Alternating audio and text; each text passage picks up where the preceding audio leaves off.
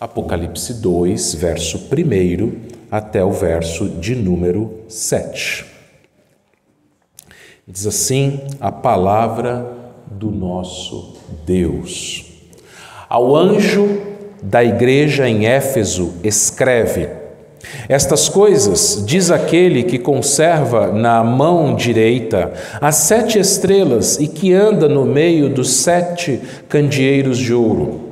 Conheço as tuas obras, tanto o teu labor como a tua perseverança, e que não podes suportar homens maus, e que puseste à prova os que a si mesmos se declaram apóstolos e não são, e os achaste mentirosos.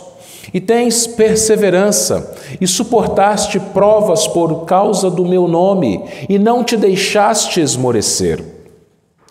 Tenho, porém, contra ti, que abandonaste o teu primeiro amor. Lembra-te, pois, de onde caíste, arrepende-te e volta à prática das primeiras obras. E se não, venho a ti e removerei do seu lugar o teu candeeiro, caso não te arrependas. Tens, contudo, a teu favor, que odeias as obras dos nicolaítas, as quais eu também odeio. Quem tem ouvidos, ouça o que o Espírito diz às igrejas. Ao vencedor, dar-lhe-ei que se alimente da árvore da vida, que se encontra no paraíso de Deus. Oremos novamente, irmãos. Pai, muito obrigado, Senhor Deus, muito obrigado pela Tua revelação, pela Tua palavra escrita, Senhor Deus, que, ó Deus, o Senhor deixou para nós, para a nossa instrução, para a nossa edificação, correção, edificação na justiça, Pai. Ó Pai, que em nome de Jesus o Teu Espírito fale com cada um de nós, Pai, e a todos aqueles a quem esta mensagem chegar, ó Pai. Que, ó Pai, o Senhor, ó Pai, venha ao encontro, Senhor Deus, das nossas necessidades, Senhor Deus. Que o Senhor venha tratar nossos corações, Pai, conforme a Tua palavra, Senhor Deus. Que apesar de mim, ó Pai, que o Senhor fale com o Teu povo, Senhor Deus, de maneira que todos saiamos daqui nesta noite, Senhor Deus, edificados, alimentados, transformados pela Tua palavra, Senhor Deus. É isso que nós te pedimos em nome de Jesus. Amém. Hoje, 11 de agosto de 2024, segundo domingo de agosto, é comemorado o Dia dos Pais. Se você que está aqui é pai, você deve se lembrar exatamente do dia do nascimento de cada um dos seus filhos. E depois de toda aquela apreensão, aquela espera da gestação, você então, finalmente, pela primeira vez, olhar a sua filha, olhar o seu filho, poder tomar nos seus braços, principalmente quando você é pai pela primeira vez, é uma emoção muito grande, é algo assim que faz os seus olhos brilharem. É claro que as irmãs vão falar assim, mas quem carrega a criança na barriga 9 meses são as mães. É verdade, mas as mães não têm a emoção que os pais têm, é diferente também. O pai poder olhar e falar assim, meu filho, minha filha, é maravilhoso, irmãos. É uma bênção muito grande. É um privilégio que o Deus Pai deu a nós, homens, pais. Assim como Ele é pai, nós também sermos pais. É claro que quando se trata de um filho adotivo, o amor também é o mesmo. A emoção também. Ser pai, seja de um filho biológico ou de um filho adotivo, é uma grande emoção. É algo que faz os nossos olhos brilharem, principalmente quando a gente vê pela primeira vez o nosso filho ou a nossa filha. E aí o tempo passa. Os primeiros passos, as primeiras palavras, quando vai para a escola, quando as formaturas, o casamento, alguns pais já estão naquela fase dos netos, os filhos estão dando netos, e várias dessas coisas fazem os vossos olhos, como pais, brilharem. Mas o tempo passa e a rotina entra em cena. E aquilo que fazia os nossos olhos brilharem, muitas vezes faz o nosso coração pesar. Por quê? Porque os problemas vêm. Às vezes você é chamado na escola pelo mau comportamento de um filho. O filho, como um pecador que é, porque ele é seu filho, você também é um pecador, o filho às vezes desobedece. Às vezes o filho fala uma palavra que não deveria falar. Às vezes o filho, ele se envolve com más companhias.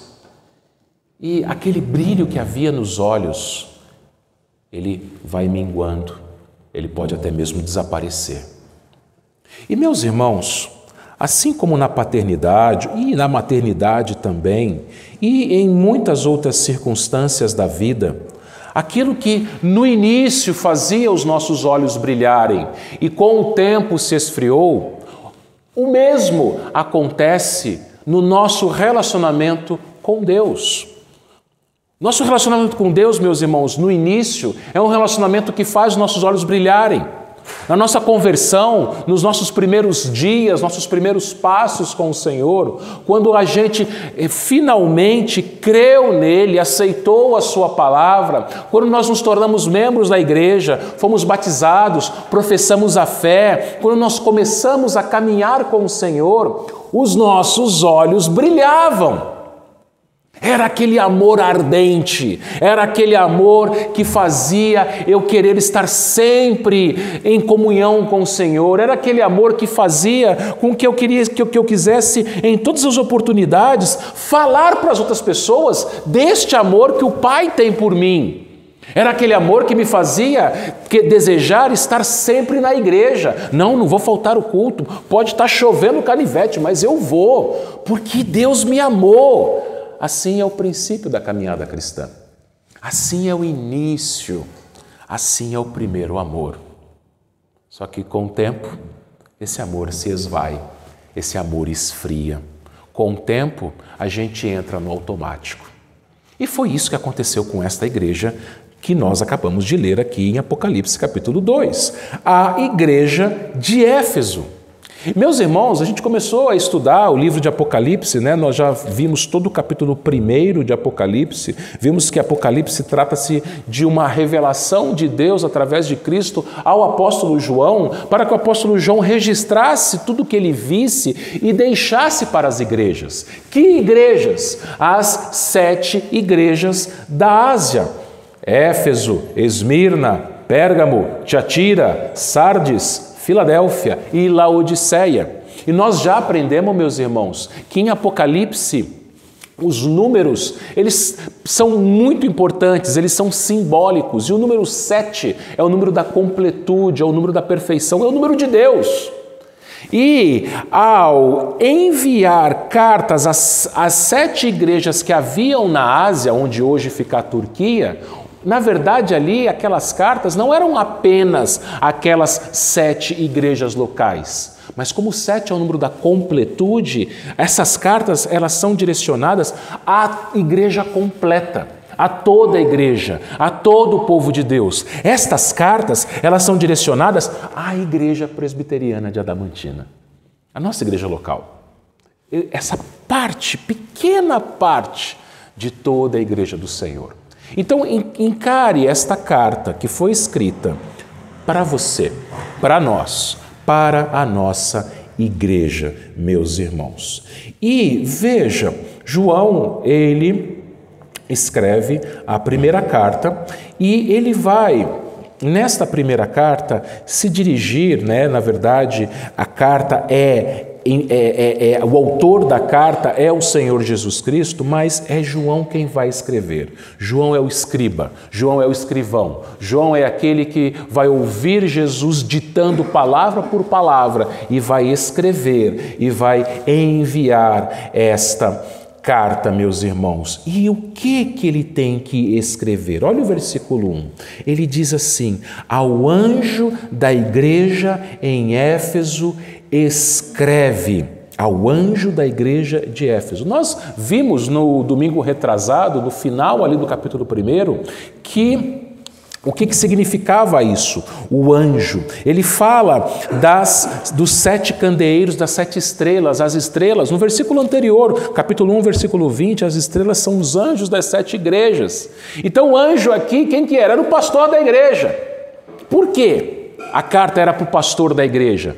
O pastor da igreja, ele ia receber aquela carta e ele ia ler aquela carta para a igreja. A carta era entregue ao pastor da igreja e lida para toda a igreja. Por isso que lá no capítulo 1, versículo 3, João disse: bem-aventurados aqueles que leem e aqueles que ouvem as palavras desta profecia e guardam as coisas as coisas nela escritas. Então a palavra era para toda a igreja. E meus irmãos, as 7 cartas, as 7 igrejas no livro de Apocalipse, elas são muito semelhantes. Os estudiosos, os comentaristas, eles costumam dividir essas cartas em 7 partes, mas eu vou resumir em 5 hoje. E cada uma delas ela tem a sua importância. A primeira parte é a apresentação. Olha a segunda parte do versículo 1, diz assim: estas coisas diz aquele que conserva na mão direita as 7 estrelas e que anda no meio dos 7 candeeiros de ouro. Meus irmãos, ele está dizendo isso. O Senhor, aquele que conserva na mão direita as 7 estrelas e que anda no meio dos 7 candeeiros de ouro. Bom, como eu acabei de dizer, quem eram as 7 estrelas? Eram os 7 pastores das 7 igrejas. Jesus é aquele que tem os líderes da igreja, os pastores da igreja, o conselho da igreja nas suas mãos. Meus irmãos presbíteros, o Senhor Jesus nos sustenta na sua mão direita, melhor, esta mão aqui. Nossas vidas estão na mão direita do Senhor Jesus Cristo. Aqueles que têm a incumbência de pregar o Evangelho, os presbíteros docentes, os pastores, estão na mão direita de Jesus. Jesus, ao ter os pastores na sua mão direita, ele dá a eles autoridade. Lembra? A mão direita significa autoridade, certo? Ele dá autoridade para pregar, para pastorear. A igreja não é do pastor, a autoridade não é inerente a si mesmo, não é uma autoridade humana, mas espiritual. Então, na verdade, quem pastoreia a igreja é o Senhor Jesus Cristo. Por isso que Pedro vai dizer lá em 1 Pedro capítulo 5, quando ele escreve aos presbíteros, ele fala ali pastoreai o rebanho de Deus. E ele fala quando o supremo pastor se manifestar. Nós somos apenas copastores, somos apenas servos, somos apenas amigos do noivo. A igreja não é nossa. A igreja é do Senhor Jesus Cristo. E Ele nos dirige, Ele cuida de nós, Ele nos guia para que a gente possa guiar a igreja para Ele e prestar contas da igreja para Ele. Mas vejam, meus irmãos, além de Jesus ser aquele que conserva na mão direita as 7 estrelas, Ele anda no meio dos 7 candeeiros de ouro. Nós já falamos sobre isso no domingo retrasado. Jesus, os candeeiros, eles são as igrejas. Jesus, ele anda no meio das igrejas. Jesus, ele está presente no meio da igreja. Jesus é aquele que embeleza a igreja. A igreja, ela só é bonita, a igreja, ela só é bela porque Jesus está no nosso meio. Porque sem Jesus você é uma pessoa horrível, eu sou uma pessoa horrível. Sem Jesus somos pecadores miseráveis destinados ao inferno. É isso. Sem Jesus nós somos desgraçados, pecadores. Mas em Jesus nós somos filhos. Em Jesus nós somos herdeiros, co-herdeiros com Cristo. Em Jesus nós assentamos na mesa com Ele para partilhar do pão e do vinho. Em Jesus somos sua família, somos filhos de Deus. E Ele anda no meio das igrejas, Ele está presente no meio das igrejas. Êxodo 29, versículo 46 diz o seguinte: e saberão que eu sou o Senhor seu Deus, que os tirou da terra do Egito para habitar no meio deles. Eu sou o Senhor seu Deus. Ele habita no nosso meio. Ele está presente no nosso meio. Quando nos reunimos e quando a gente volta para casa. Quando você vai para casa, Jesus está lá. Quando você vai para o trabalho, Jesus está lá do seu lado. Você está na escola, na sua sala de aula, Jesus está ao seu lado. Onde quer que a igreja esteja, Jesus está presente conosco. A sua presença é constante. Ele anda no meio das igrejas. Ele conhece as necessidades das igrejas. E é o que ele fala aqui no versículo 2 e no versículo 3. Ele diz assim, né? Na segunda parte da carta, nós falamos da primeira, a apresentação, agora vem a segunda, a avaliação. Jesus, ele se apresenta. Eu sou aquele que tem as 7 estrelas na minha mão direita. E eu sou aquele que anda no meio dos candeeiros. E aí ele faz a avaliação. Ele diz assim no versículo 2 e no versículo 3.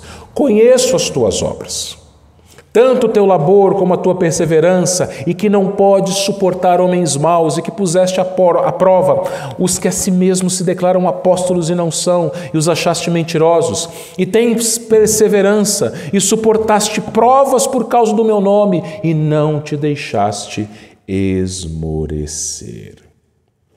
Conheço as tuas obras. Jesus conhecia Éfeso. Jesus conhece essa igreja. Ele sabe. Não há como se esconder dele. Não há como esconder nada dele. Ele conhece. Ele sabe de tudo.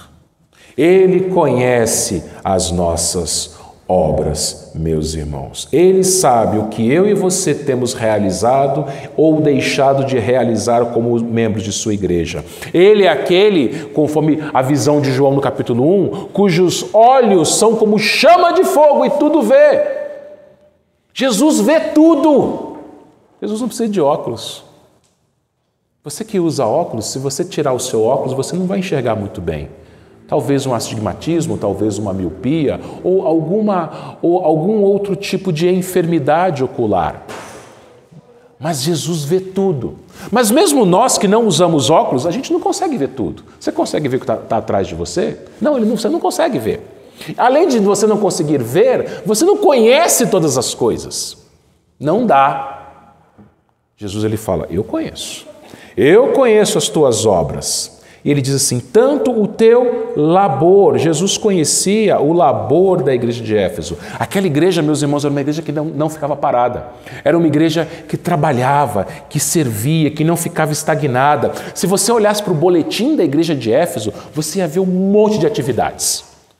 Você ia ver que se a igreja de Éfeso fosse uma igreja presbiteriana, eu desconfio que fosse, ela tinha presbíteros, certamente, mas aquela igreja deveria lá as mulheres, os jovens, os homens, os adolescentes, as crianças, casais, fazendo o trabalho, estavam servindo. Ele conhecia o labor daquela igreja. Ele conhecia também a perseverança da igreja de Éfeso, ou seja, eles não desistiam. Eles não desanimavam.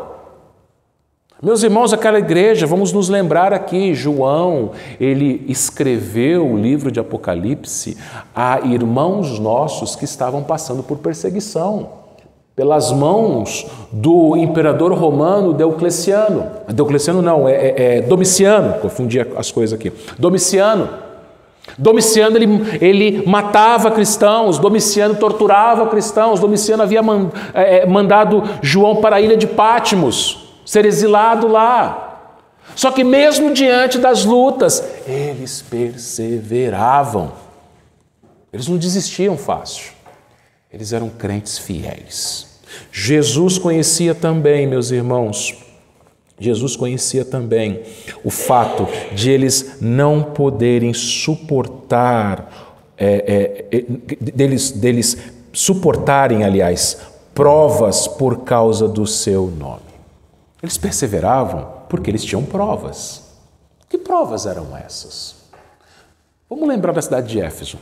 É a cidade de Éfeso, meus irmãos, cidade importante. Cidade onde ficava o templo da deusa Diana ou Artemis, a deusa dos Efésios.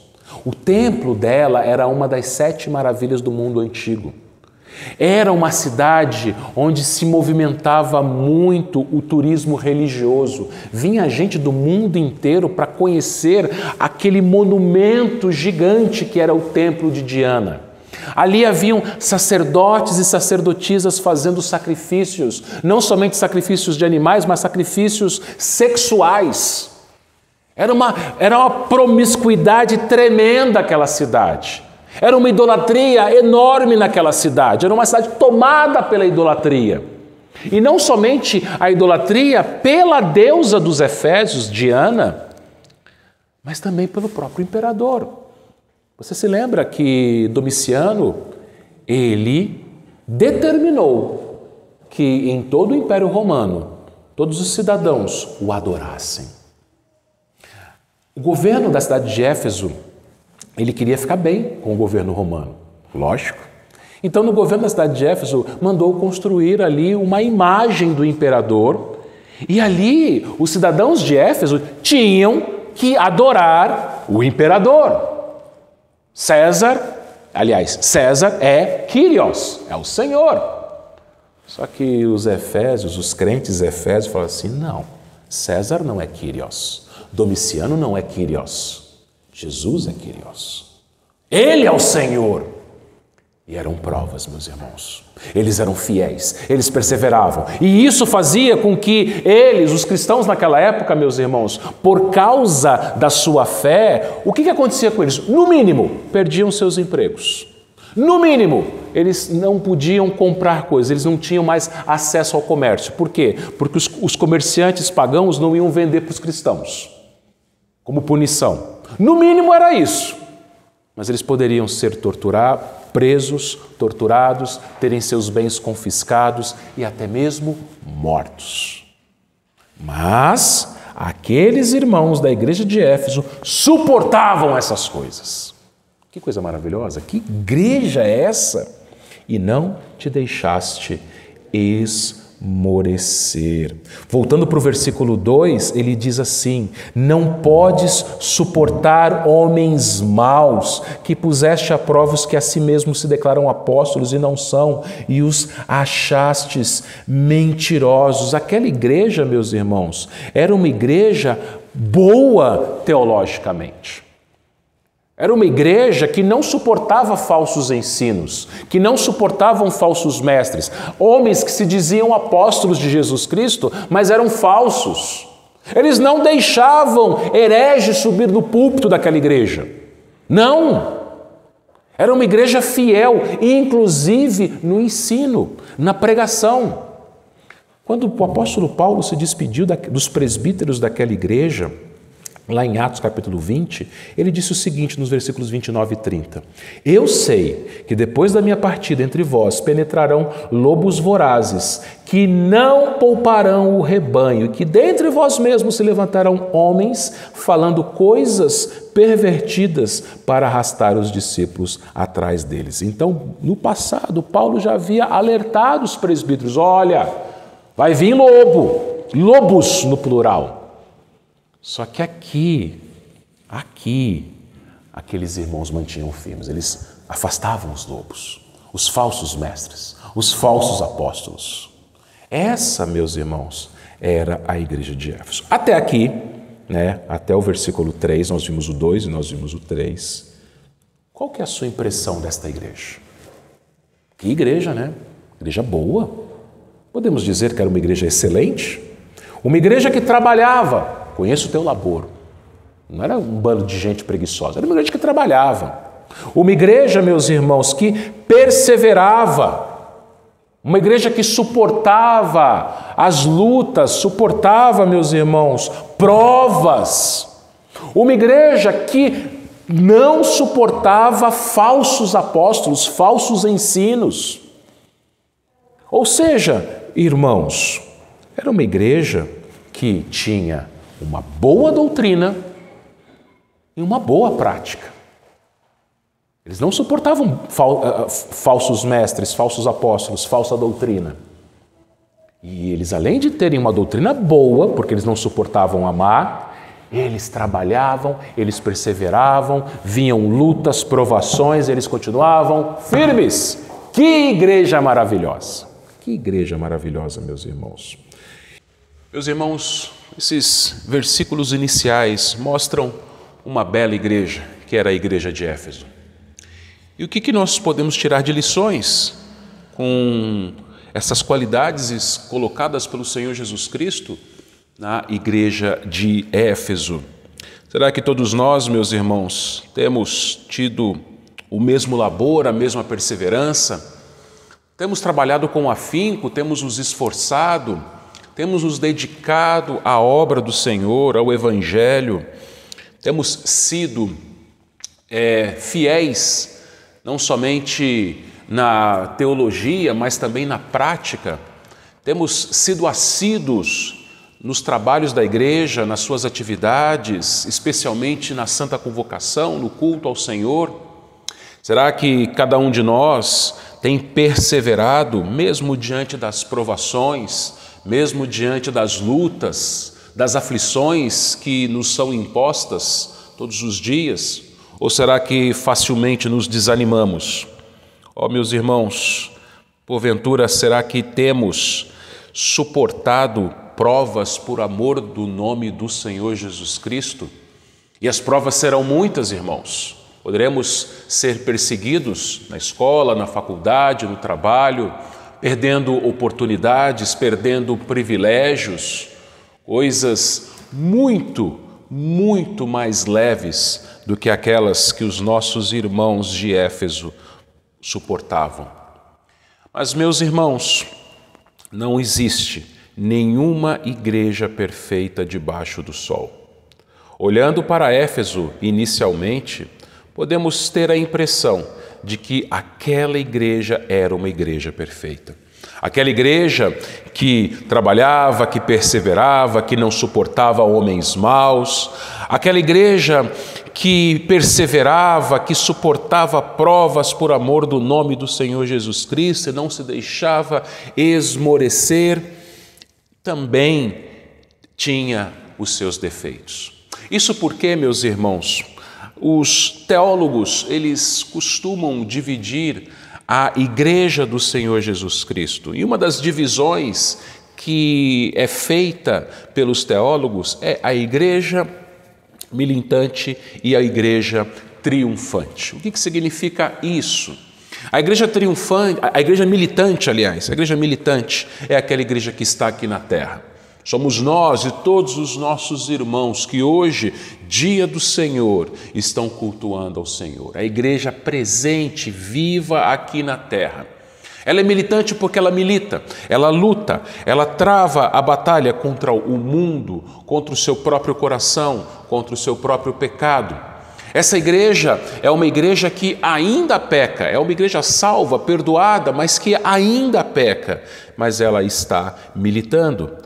Mas, meus irmãos, esta igreja, como eu disse, é uma igreja que ainda peca e, por causa disso, não é uma igreja perfeita. Por mais que Éfeso tivesse qualidades, ela também tinha os seus defeitos. Igreja perfeita é só no céu. Se você quiser uma igreja perfeita, você vai ter que esperar a morte chegar. No céu está a igreja triunfante. A igreja que já triunfou, a igreja que está já celebrando a vitória junto ao Senhor Jesus Cristo, meus irmãos. Porém, a igreja militante é aquela igreja imperfeita, quebrada, necessitada de arrependimento. Veja o que o Senhor Jesus Cristo disse a respeito da igreja de Éfeso no versículo 4. Tenho, porém, contra ti que abandonaste o teu primeiro amor. Recentemente, estudamos toda a epístola aos Efésios. No último sermão que eu preguei em Efésios, há pouco mais de um mês, nós vimos que ela era uma igreja amada e que a epístola aos Efésios era uma carta de amor. Lá em Éfeso, meus irmãos, o amor é mencionado 20 vezes na epístola aos Efésios. No entanto, muita coisa havia mudado naquelas 3 décadas, desde a escrita da carta de Éfeso, da carta aos Efésios pelo apóstolo Paulo, até a escrita desta carta de Jesus Cristo por intermédio do apóstolo João. Meus irmãos, aquela igreja não possuía mais o mesmo amor de antes. Não era mais a primeira geração de Efésios, aqueles a quem Paulo havia conhecido e pregado e mais tarde escrito a sua epístola, mas já era a segunda e a terceira gerações. A primeira geração havia sido de crentes proclamadores do Evangelho, enquanto seus filhos e netos estavam mais para guardiões da sã doutrina. Isso em si, irmãos, não era uma coisa ruim, tanto que Jesus os elogiou por isso. Eles trabalhavam muito, perseveravam, não toleravam falsas doutrinas, mas as primeiras obras foram deixadas para trás. Irmãos, Éfeso nos mostra que é possível uma igreja fazer todas as coisas certas, porém com o coração errado. A igreja de Éfeso havia sido tomada pelo ativismo e pela doutrina, mas por melhor que fosse a sua doutrina, era uma doutrina morta, era uma doutrina sem amor.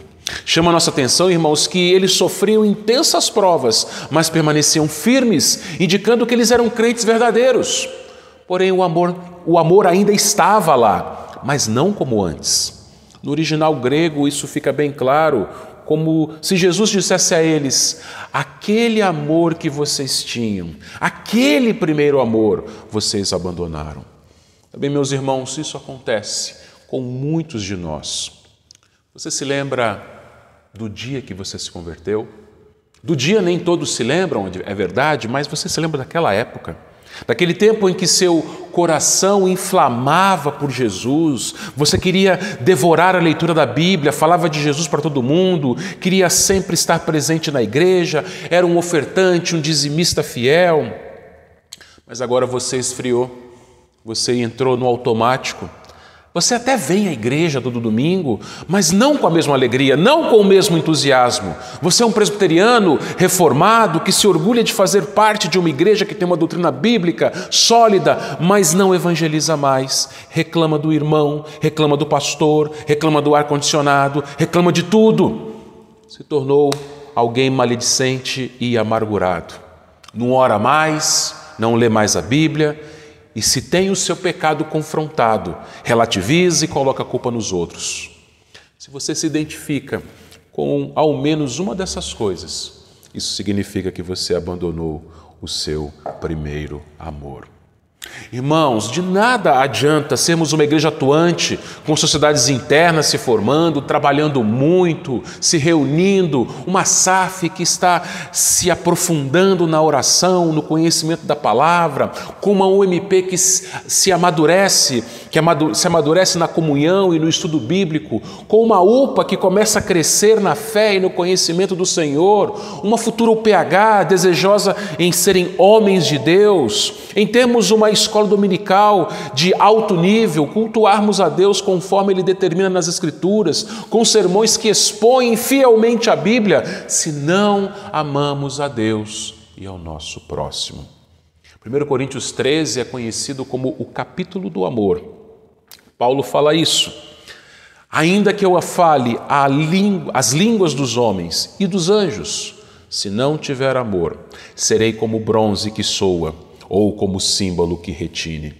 Ainda que eu tenha o dom de profetizar e conheça todos os mistérios e toda a ciência, ainda que eu tenha tamanha fé a ponto de transportar montes, se não tiver amor, nada serei. E ainda que eu distribua todos os meus bens entre os pobres, e ainda que entregue o meu próprio corpo para ser queimado, se não tiver amor, nada disso me aproveitará. Meu irmão, minha irmã, você pode trabalhar bastante na igreja, pode perseverar diante das provas, pode conhecer boa doutrina e sentir de longe o cheiro de lobo herege, mas se você não tiver amor, é só barulho irritante, como símbolo que retine. Se você não tiver amor, você não é nada. Se você não tiver amor, nada disso se aproveitará. É lógico que nós não podemos cair no outro extremo. Não preciso de doutrina, não preciso de teologia, posso servir a Deus como eu quiser e quando eu quiser, o que importa é o amor. Nada disso, irmãos. Quem ama, obedece. Eu tenho ensinado, eu tenho insistido nisso. O amor pressupõe obediência. Jesus ele disse exatamente isso, ele afirmou isso lá em João 14, 21. Aquele que tem os meus mandamentos e os guarda, esse é o que me ama, e aquele que me ama será amado por meu Pai, e eu também o amarei e me manifestarei a ele. Mas um crente que abandonou o primeiro amor é semelhante àquela esposa que cuida da casa, que lava, passa, limpa, compra, cozinha, trabalha fora se necessário, faz tudo bem feito, mas sem o brilho nos olhos, sem amor pelo seu esposo e com amargura no seu coração. E existem muitas esposas assim, e existem também muitas igrejas assim, que fazem tudo para o seu noivo Jesus Cristo, mas como por obrigação, sem alegria, sem entusiasmo, sem brilho nos olhos e sem amor. Uma igreja assim, meus irmãos, precisa de avivamento. E isso acontece quando a igreja se lembra de onde ela caiu. Olha o versículo 5. Lembra-te, pois, de onde caíste, arrepende-te e volta à prática das primeiras obras. E se não, venho a ti e moverei do seu lugar o teu candelabro, caso não te arrependas. Como é fácil nós nos esquecermos. Crentes se esquecem dos votos que fizeram na profissão de fé. Cônjuges se esquecem dos votos que fizeram no dia do seu casamento.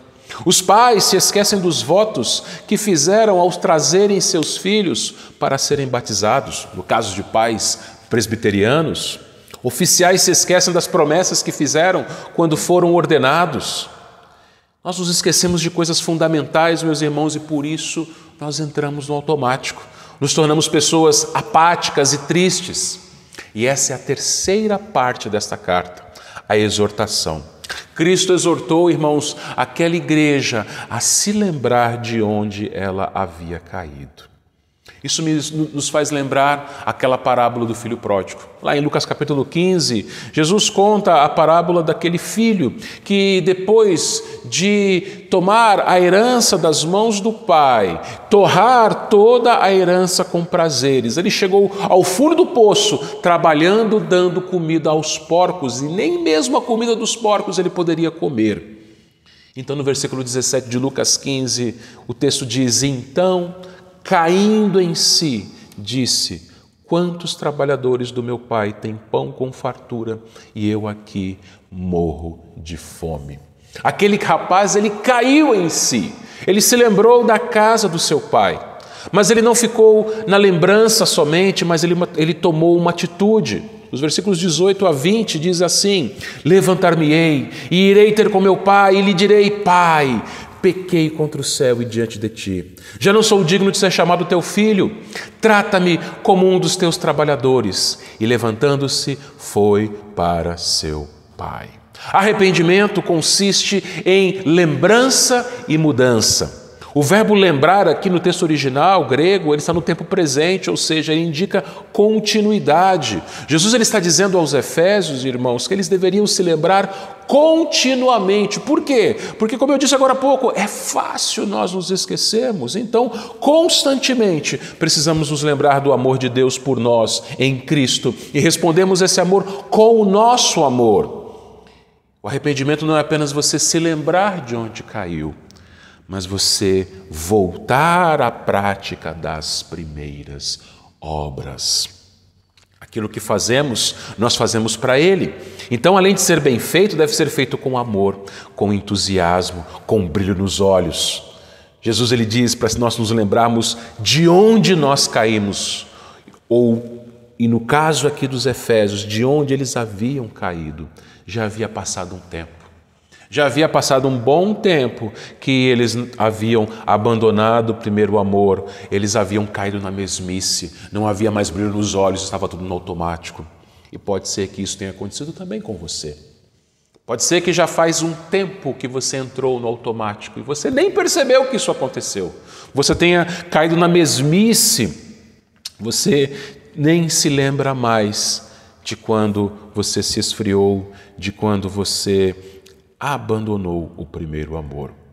Mas como filho pródigo, é lembrar e agir, é lembrar e mudar. Eles deveriam se arrepender e voltar à prática das primeiras obras.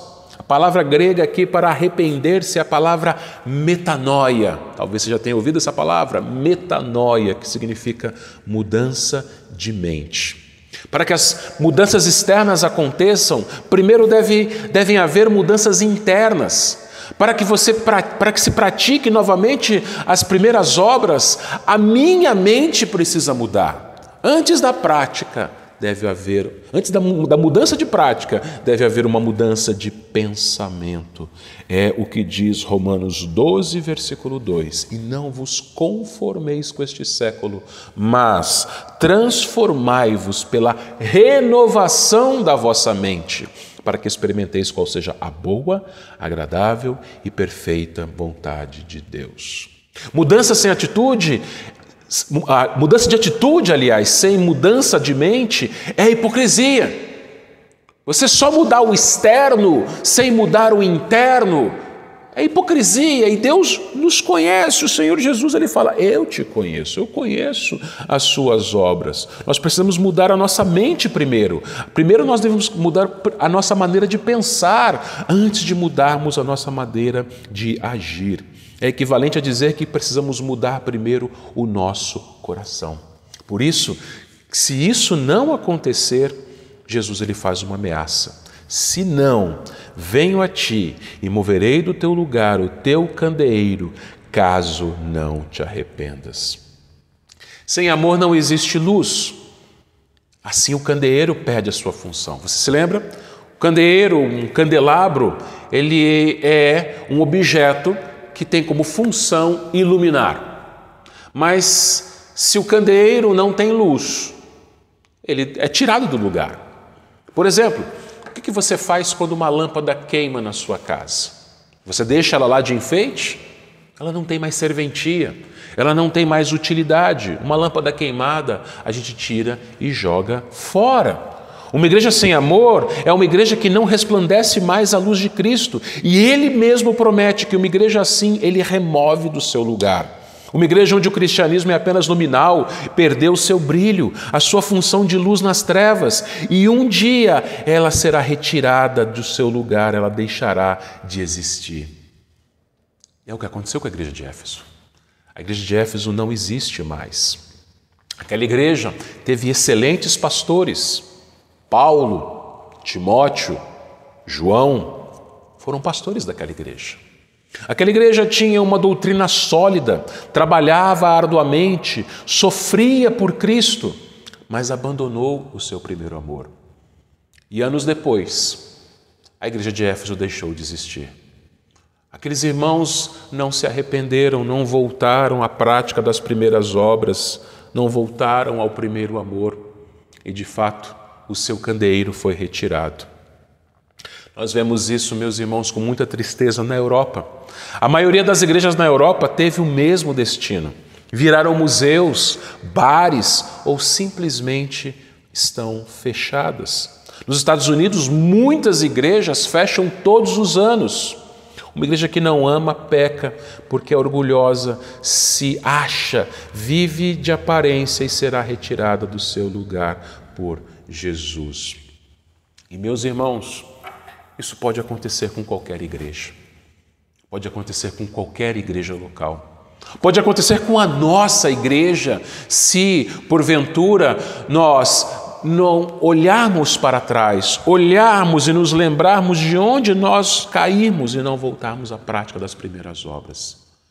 Qualquer igreja, porventura, que esteja nessa situação, que esteja no automático, sem brilho nos olhos, mesmo que ela pregue o evangelho fielmente, mesmo que ela suporte provas com fidelidade, mesmo que ela tenha uma ótima teologia, se não houver amor, não é nada. Ela não brilha mais, ela não é mais luz. E o que a gente faz com lâmpada queimada? Jesus faz a mesma coisa com a igreja que não brilha mais. No versículo 6, Jesus ainda faz um último elogio. Ele diz: tens contudo a teu favor que odeias as obras dos nicolaítas, as quais também eu odeio. Os nicolaítas ensinavam que mesmo que você seja crente, você pode viver do jeito que quiser, pode ter uma vida promíscua, imoral, corrupta, desobediente. Siga o seu coração, é que dizem os nicolaítas. E aquela doutrina era muito popular na cidade de Éfeso, uma cidade tomada pela imoralidade. Éfeso era uma cidade mergulhada nas trevas e os nicolaítas ensinavam que os crentes poderiam viver nas trevas, mas a igreja de Éfeso rejeitou essa doutrina. Irmãos, vejam, essa igreja tinha tudo para dar certo. Que igreja que amava a doutrina sólida, sadia, que rejeitava a falsa doutrina. Essa doutrina dos nicolaítas, meus irmãos, ela está sendo pregado, infelizmente, até hoje. Hoje, um certo pregador famoso, aquele que falou que nós temos que atualizar a Bíblia, ele ensina a mesma coisa.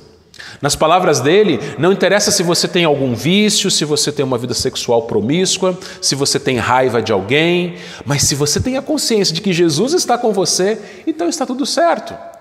Maldito esse nicolaíta pós-moderno, benditos sejam aqueles que o rejeitam. Não, meus irmãos, nós não podemos achar que o nosso testemunho não está ligado à fé. Os nicolaítas, eles ensinavam, e os nicolaítas pós-modernos ensinam até hoje, que você pode viver do jeito que você bem entender, pensar aquilo que você quiser, praticar aquilo que der na sua cabeça. Mas Jesus está com você. Será mesmo? Não. Jesus não está em pessoas que não obedecem, que não praticam a sua palavra. Finalmente, no versículo 7, nós temos a última parte dessa carta, que é uma promessa. Olha lá. Quem tem ouvidos, ouça o que o Espírito diz às igrejas.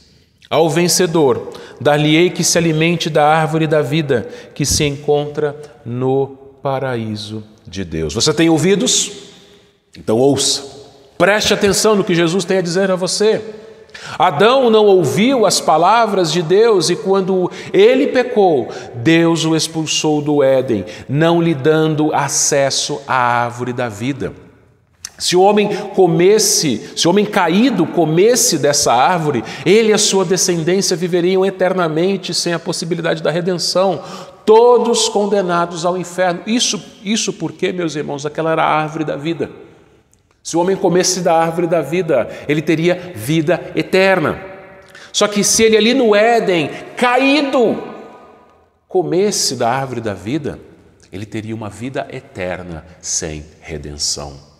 Não somente ele, Adão, mas toda a sua descendência, toda a humanidade. O fato de Deus ter expulsado Adão do Éden depois da queda, impossibilitando-o de comer da árvore da vida, foi uma atitude de graça e misericórdia. Porque sem acesso à árvore da vida, Adão e sua descendência tinham agora a possibilidade da redenção. A possibilidade de que o descendente da mulher viesse e esmagaria a cabeça do descendente da serpente. E isso, meus irmãos, e esse acesso à árvore da vida será dado. Mas não a pessoas caídas, não a pessoas derrotadas pelo pecado, mas aqueles que são vencedores. Ao vencedor, dar-lhe-ei que se alimente da árvore da vida. Isso porque essa vitória, meus irmãos, não é propriamente nossa. Essa vitória não é inerente a nós mesmos, não fomos nós que pelas nossas próprias forças, nossos próprios méritos, nossas próprias condições, vencemos. Mas Cristo venceu na cruz. Cristo venceu o pecado na cruz e venceu a morte na ressurreição. E aqueles que confiam no Senhor Jesus Cristo, aquele que é vencedor, eles também se tornarão vencedores, mais que vencedores, como nós lemos na liturgia lá em Romanos capítulo 8, eles comerão da árvore da vida para viverem eternamente redimidos no paraíso de Deus. Aleluia! Gostaria de concluir com as seguintes aplicações. Primeiro, você tem sido um crente atuante, assíduo, fiel, perseverante? Você é um aluno da escola dominical, frequente nos cultos e nas demais programações da igreja? Você é um dizimista fiel? Você aplica os seus dons na igreja? Aplica-se em aprender cada vez mais ou em se aprofundar na doutrina saudável, estudando a Bíblia, lendo bons livros, se alimentando de bons sermões, perseverando mesmo diante das provas? Se você não é assim, arrependa-se hoje mesmo. Lembre-se de onde caiu e volte à prática das primeiras obras. Mas se você é um crente assim, dedicado, louvado seja Deus pela sua vida, continue assim. Mas aí eu te passo uma pergunta. Como está o seu coração? Você pode ser um crente dedicado em todas essas coisas, mas pode ser que você não tenha mais o primeiro amor, os olhos não brilham mais, você entrou no automático. Será que você abandonou o primeiro amor? Será que você tem feito todas as coisas no automático, sem brilho nos olhos? Será que você se tornou uma pessoa que reclama de tudo na igreja, que murmura, que é amargurada, que é infeliz, que é arrogante? Se você é assim, então arrependa-se, lembre-se de onde caiu e volte à prática das primeiras obras. Irmãos, meus irmãos, uma igreja local não é um punhado de pessoas desinteressadas umas nas outras. Eu tenho insistido nisso, irmãos. Igreja é família. Nós devemos estar cuidando uns dos outros, se preocupando uns pelos outros, amando uns aos outros. Será que esta igreja não é semelhante à igreja de Éfeso? Temos uma boa doutrina sendo ensinada e pregada. Temos crentes perseverantes. Temos trabalhado bastante. Mas porventura, será que não tem faltado aquele brilho nos olhos? Aquele entusiasmo por Jesus? Aquela alegria de quando nós éramos recém-convertidos? Somos uma família, meus irmãos. Uma família imperfeita, sim. Uma família militante, que milita inclusive contra o pecado, mas é uma família eterna.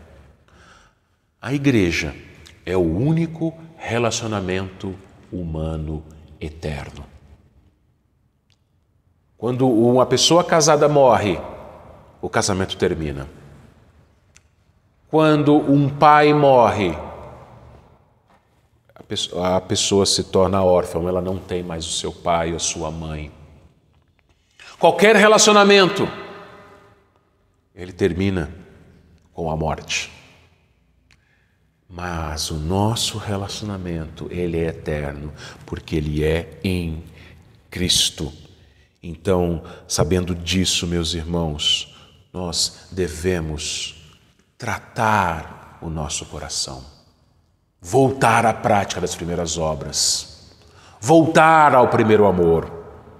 Por isso, não guarde mágoa no seu coração. Perdoe, peça perdão. Procure pelo bem-estar do seu irmão, veja se ele não está precisando de alguma coisa. Interesse-se por ele, cuide dele. Não espere pelo outro, pelo pastor, pelos presbíteros, pelos diáconos, pela SAF. O pastor, os oficiais da igreja, a SAF não conseguem fazer tudo. Seja você aquele que ama. Venha à igreja com entusiasmo, com alegria, com prazer. Cultue a Deus, cante louvores com gratidão e alegria no seu coração. Ele venceu e te deu a vitória. Em Cristo somos mais que vencedores e viveremos eternamente com Ele. Por isso, irmãos, que sejamos, sim, uma igreja guardiã da boa doutrina, mas que ama, brilhando a luz de Cristo em nosso relacionamento com Ele, em nosso culto a Ele e também em nossos relacionamentos uns com os outros, aguardando o grande dia em que vitoriosos estaremos com Ele no seu paraíso, nos alimentamos da árvore da vida para todo sempre. Que Ele nos abençoe, irmãos. Amém.